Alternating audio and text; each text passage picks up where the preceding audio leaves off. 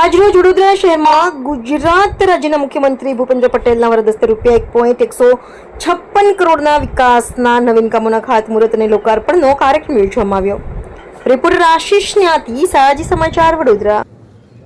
મહોદય સાથે ઉપસ્થિત તમામ સન્માન મદદરૂપ રહેશે એવા સબ અષ્ટવિનાયક નમો નમઃ ગરણે ત્ર્યંબકે ગૌરી વિકાસના નવીન કામોના ખાતમુહૂર્ત, લોકાર્પણ તથા શુભારંભનો કાર્યક્રમ ગુજરાત વડોદરાના માનનીય મ્યુનિસિપલ કમિશનર તરીકે જેમણે કાર્યભાર સંભાળ્યો છે, જેને ટૂંકો જ સમય થયો છે, એવા માનનીય હું આપનો આભાર વ્યક્ત કરું છું.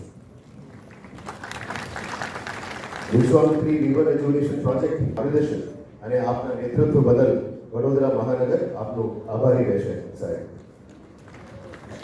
સાધનો ઉપલબ્ધ થાય તેના માટે વડોદરા મહાનગરપાલિકા દ્વારા આયોજિત આજના ₹1.156 કરોડના ખાતમુહૂર્ત અને લોકાર્પણ કાર્યક્રમમાં આપની હાજરી પ્રેરણાદાયક રહેશે અને